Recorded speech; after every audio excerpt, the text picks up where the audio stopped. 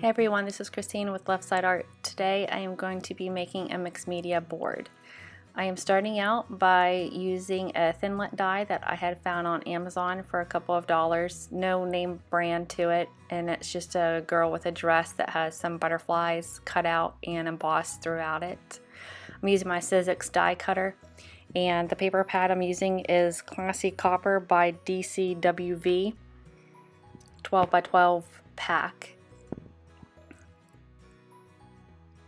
This has a lot of really nice copper sheets in here that are also embossed, and I'm going to use this sheet that's a little thicker to cut out some Sizzix die cuts. These are Tim Holtz gears. These are the larger gear set. It has a large, medium, and small, and this die is a bit thicker. It's called Gadget Gears number 2. So it's not a thinlet, but it's the larger sponge-like ones with the blades inside of it. I had a little bit of a hard time getting it to run through my roller so it would cut cleanly, so I just kept playing with it until I found a level of thickness that would work for this thicker paper and this die cut.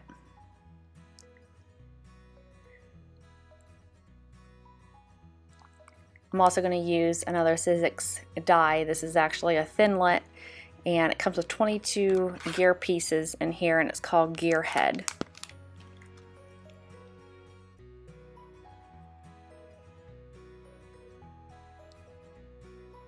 And once you roll these through, all you have to do is punch out the little pieces, and then you can take the paper out of the thinlet without ripping it.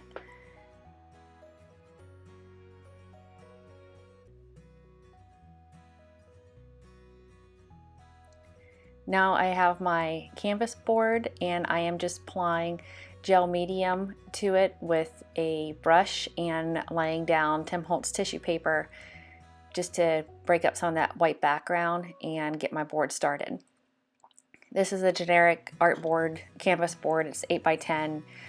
It's the ones that you get in cheap 10 or 12 packs at either a craft store or on Amazon.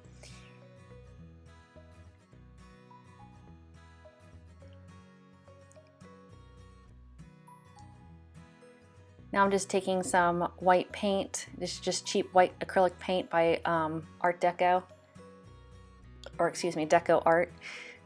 And I'm just thinly applying it with a brush, watered it down a bit. I just want to blur out that background a little bit. The black in the tissue paper was a little sharp. And now I'm using some Dina Wakley's paint, again watered down, and just brushing it throughout my background, just trying to get some color. The two blues that I'm using, the lighter blue is turquoise and the darker blue is called night. If you don't have these, you can use any turquoise looking color in a darker blue. And I'm just streaking this through my canvas, just trying to give the background a little more interest. Then I tried to lay down a Tim Holtz gear stencil and remove some of the paint, but it just didn't work. The background was already a little too crazy, and I think my paint was still a little too wet. So I dried it a bit and went back through with the tissue paper and was able to lift some of that paint back out.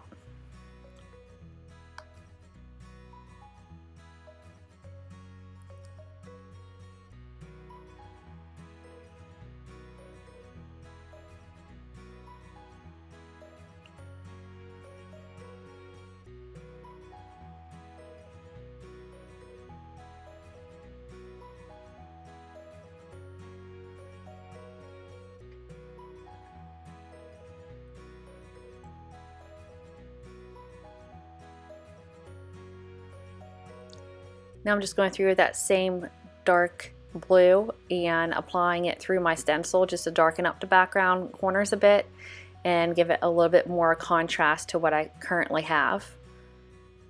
I'm just using a piece of cut and dry sponge. I think it's easier to apply paint through a stencil with these sponges rather than using a paintbrush. Taking that same dark paint and adding it to the border just to darken up the edges a bit. I like to make my pieces look like they're framed in a bit.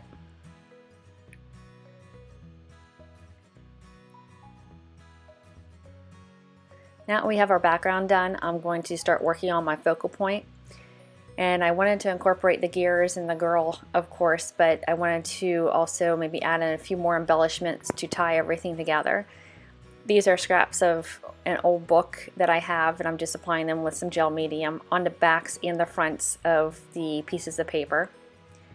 Make sure they're really adhered down, and if I add any more liquid, either inks or paints or distress markers on top of the paper, it will blend nicely by having that layer of gel medium on top.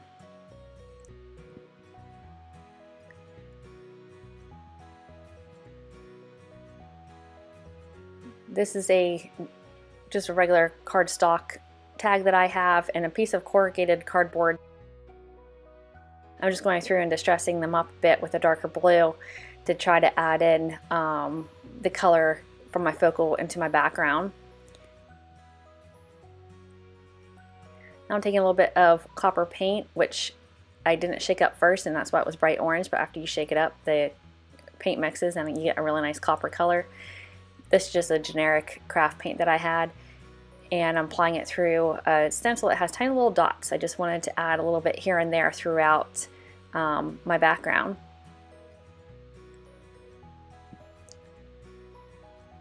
This is a little canvas star that I had from a previous project, and I wanted to incorporate it, so I started just applying whatever I was adding there, which was the copper paint, to the star, and just start trying to incorporate my background into my focal objects. Now I'm gluing this down with some gel medium on the back and the front. Same thing with the gears. And it takes a little bit of time to dry, so you have time to wiggle things around a little bit, or like I hid the one gear behind the one leg of the star because it was easy to lift back up and slide it under. This tag was a little bit heavier duty, so I was having trouble getting it to stick, and I could always use Eileen's tacky glue, which would have worked probably a little bit better to get that to glue down faster. I'm just continuing to apply my little objects here with the gel medium, covering the fronts and the backs of them as I glue them down. Now I'm adding some wood veneer, little butterflies that I had to tie in the butterflies in her dress. And this is going to more or less complete my focal points, and I just want to now start working on my message. So I'm going through some Tim Holtz Big Chat, Little Chat type of booklets that he has out. I find these very useful and helpful when I just want something quick and easy to lay down. My original idea with this piece of corrugated cardboard didn't work out. I had originally wanted it behind the girl, but it was just too thick, so I ended up tearing it up and using it in my background anyway. Now I have my message down, I'm just going to go in and add a few little more pieces here and there that I think it needed, just to finish tying everything together and making it look like a cohesive piece. Now what I usually do with these boards every month is create them digitally so that you can use them as a background to your computer, iPad, iPhone, you know, whatever you have on my website. The links are down below. And so the left-hand side is what you'll see captured for smaller devices like phones and tablets, where for a computer background I will snapshot the entire piece and I'll add the month and year to it as well. And then if you did want a print of this without the month and date, I do sell these on ArtPal for automatic prints, and the links are down below. Check them out if you're interested.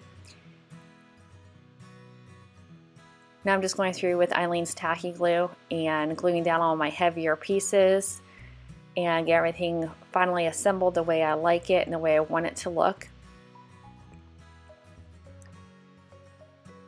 I'm adding gel medium to the tops of each of my pieces that I think I might add some ink to. And I can only add the ink to the tops of these pieces after they have dried completely.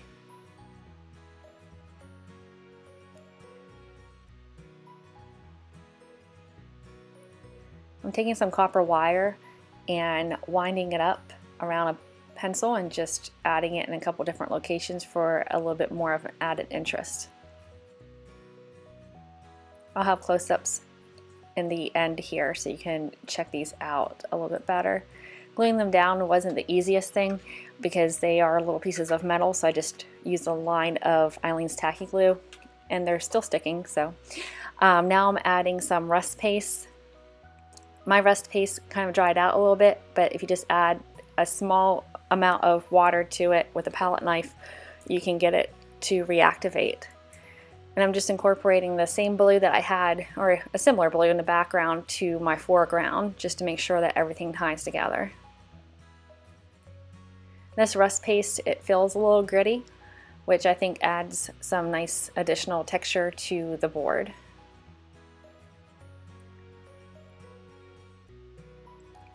Now I'm going in with some of my big pit brush pens. These are archival India ink. So once they're dry, they're not going to move, but while they're still wet, you have time to move them around a little bit. And I'm just using a dampened, very lightly dampened paintbrush to move it around the corners and edges of things where my finger can't really get in very easily. Or you could always use a baby wipe or dampen your finger and you can move it around just as easily. But this is nice because it allows you to get some shadows in around these smaller pieces and really help them tie into your background, but also give them a little pop. Now I'm going in with an archival ink pen and I am just outlining some things here and there. And I'm going to finish this off with some white splashes and a little bit of Wink of Stella glitter throughout my piece. If you have enjoyed this, please give it a thumbs up, comment below. I will have a list of all of the products I used below in the description, and I will see you next time. Thanks, bye.